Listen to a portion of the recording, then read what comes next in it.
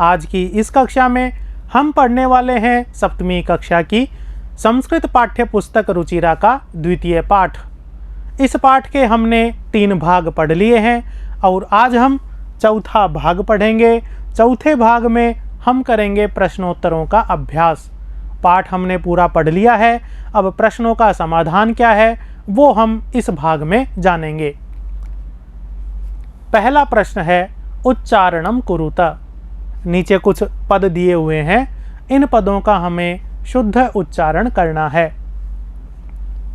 फुल्लोत्पलम, इसी प्रकार कंबुग्रीवः, उक्तवान, भवद्भ्याम, अवलंब्य, आवाभ्याम, ह्रदम, उड्डीयते, पक्त्वा, भक्षयिष्यति, सुहृदाम और भ्रष्टः। इस प्रकार हमने सभी पदों का उच्चारण कर लिया है। अब हम जानते हैं दूसरा प्रश्न। दूसरा प्रश्न है एक पदेन उत्तरत, अर्थात एक पद के द्वारा उत्तर दीजिए। यहाँ पर जो प्रश्न दिए गए हैं उन प्रश्नों में एक पद को पीले वर्ण से दिखाया गया है। यह संकेत करता है कि प्रश्न में पीले रंग का पद प्रश्नवाचक है, उसकी जगह हमें उत्तरवाचक पद लेना है जो हमारा एक पद का उत्तर होगा। तो आइए जानते हैं। पहला प्रश्न है कूर्मस्य किम नाम आसीत।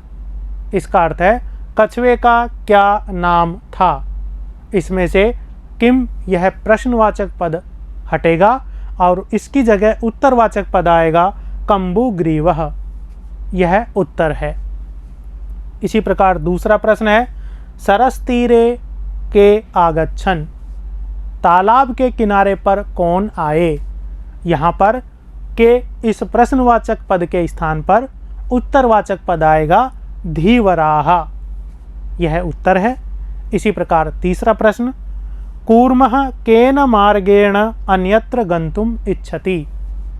कछुआ किस मार्ग से दूसरी जगह पर जाना चाहता है। यहाँ पर केन इस प्रश्नवाचक पद की जगह उत्तरवाचक पद आएगा आकाश मार्गेण।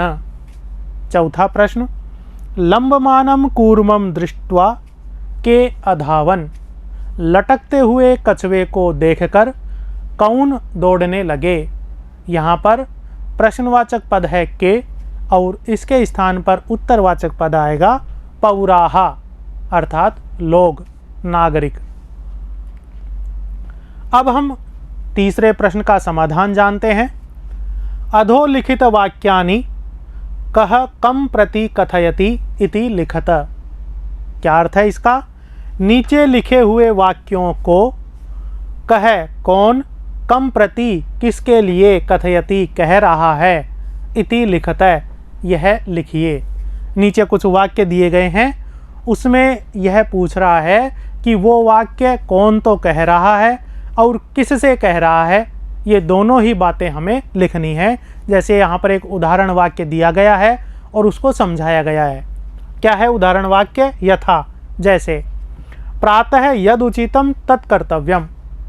प्रातः सुबह यद उचितम जो उचित होगा तत्कर्तव्यम वह करेंगे। यह बात कौन कह रहा है कथा में। यह बात हंस कह रहे हैं और किससे कह रहे हैं, कछुए से कह रहे हैं। तो यही हमें उत्तर के रूप में लिखना है। कह कथयति कौन कह रहा है, हंसौ, दोनों हंस कह रहे हैं। कम प्रति कथयति किसको कह रहे हैं, कूर्मम प्रति, कछुए को कह रहे हैं। तो इस प्रकार उदाहरण वाक्य से हम समझ गए हैं कि वाक्य इस कथा में कौन बोल रहा है और कौन सुन रहा है। इन दोनों ही हमें उत्तरवाचकों को संबंधित के खाने में लिखना है। पहला देखते हैं। अहम भवद्भ्याम सह आकाश मार्गेण गंतुम इच्छामि। मैं आप दोनों के साथ आकाश मार्ग से दूसरी जगह जाना चाहता हूँ। यह बात कौन कह रहा है, कछुआ कह रहा है। किससे कह रहा है, हंसों से कह रहा है। तो उत्तर तो हो गया कूर्मः और कम प्रति कथयति इसका उत्तर हो गया हंसौ प्रति। इसी प्रकार अत्र कह उपाय है, इसमें क्या उपाय है ये कौन पूछ रहे हैं, हंसौ, हंस यह वाक्य कह रहे हैं, किससे कह रहे हैं? कूर्मम प्रति, कछुए के लिए कह रहे हैं। इसी प्रकार अहम उत्तरम न दास्यामि, मैं उत्तर नहीं दूंगा, यह वाक्य किसने कहा? कूर्म है, कछुए ने कहा। किससे कहा? हंसौ प्रति, हंसों के लिए कहा। यूयम भस्म खादता, तुम लोग भस्म खाओ, यह वाक्य किसने कहा? कूर्म है, कछुए ने कहा। किससे कहा? पौराण प्रति, लोगों से कहा।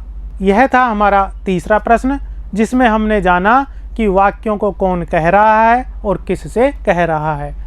अब हम चौथे प्रश्न का समाधान जानते हैं।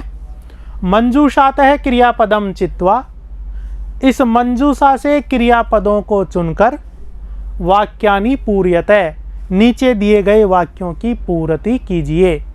तो विद्यार्थियों, मंजूषा में 6 क्रियापद दिए हुए हैं और नीचे जो वाक्य दिए गए हैं उन वाक्यों में कौन सा क्रियापद आएगा, यह हमें इस मंजूषा से, इस बॉक्स से छांट कर लिखना है।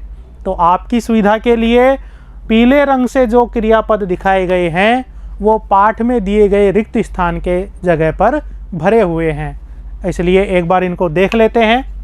हंसाभ्याम सह कूर्मोपि, इसके साथ क्रियापद आएगा उड्डीयते, जो यहाँ पर पहले से ही भरा हुआ है। आप भी अपनी कॉपी में यहाँ पर वाक्य के क्रियापद को देखकर भर सकते हैं।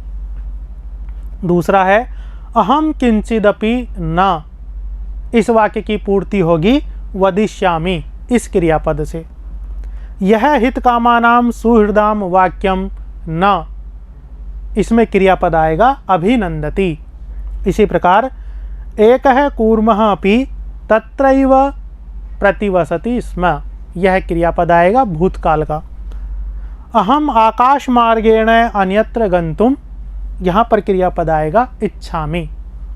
वयम गृहं नीत्वा कूर्मम, यहाँ पर क्रियापद आएगा भक्षयिष्यामः।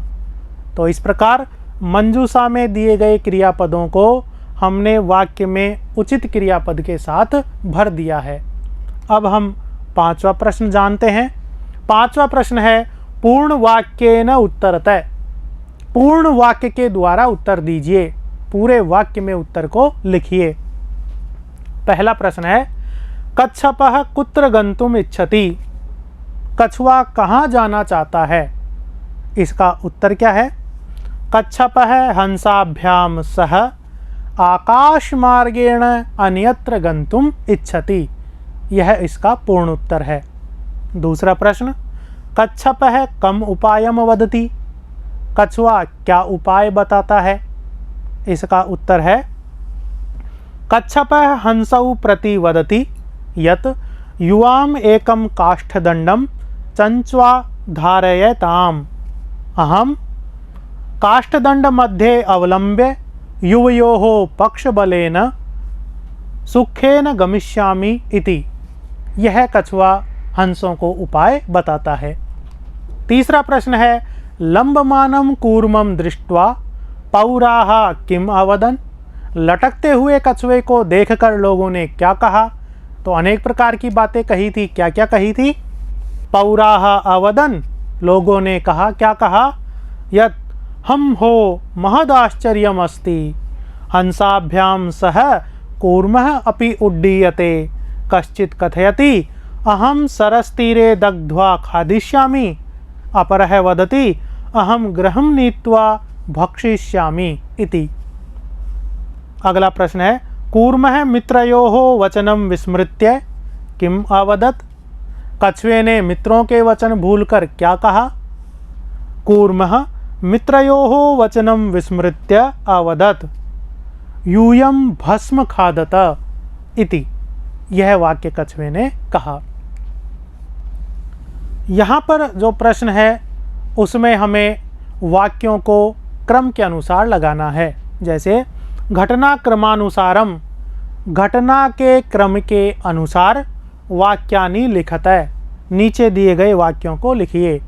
कथा में हमने वाक्यों को क्रम से पढ़ा है, अर्थात वाक्यों के क्रम में कथा आगे बढ़ती है, किंतु यहाँ पर जो वाक्य दिए गए हैं वो इधर उधर हैं। बाद वाला वाक्य पहले आया है, पहले वाला बाद में आया है, कुछ वाक्य बीच में भी है। यानी यहाँ पर वाक्य जो दिए गए हैं वो कथाक्रम में नहीं है। हमें कथाक्रम के अनुसार वाक्यों को लगाना है। तो यहाँ पर देखिए क ख ग घ ङ च छ ज, ये 8 वाक्य हैं और इनको जब कथाक्रम में लगाएंगे तो क्या क्रम बनेगा?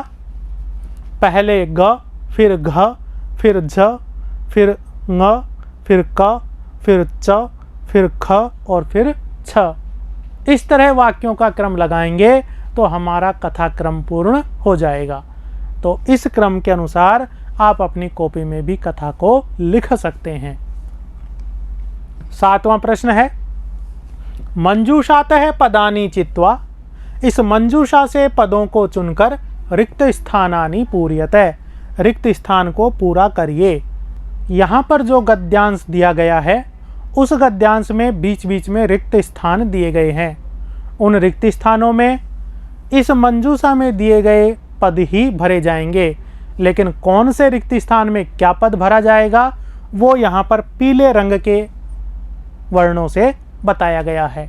अर्थात गद्यांश में जो पीले रंग के पद दिखाई दे रहे हैं वो रिक्त स्थान की पूर्ति करने वाले पद हैं। जैसे पहले रिक्त स्थान में आएगा कोटरे, दूसरे में सर्पः, तीसरे में दुःखिताः, चौथे में आएगा वृद्धः, 5वें में अचिंतयत, 6ठे में समीपे, इसी प्रकार 7वें में जलाशयम, 8वें में आदाय और 9वें में वृक्षस्य। इस प्रकार मंजूषा में जो 9 क्रियापद दिए गए हैं वो 9 क्रियापद गद्यांश में भरे जाएंगे। तो विद्यार्थियों, हमने दूसरे पाठ के प्रश्नोत्तरों का अभ्यास कर लिया है, सभी प्रश्नों के उत्तर जान लिए हैं। अगले वीडियो में हम नए पाठ के साथ फिर मिलेंगे। धन्यवाद।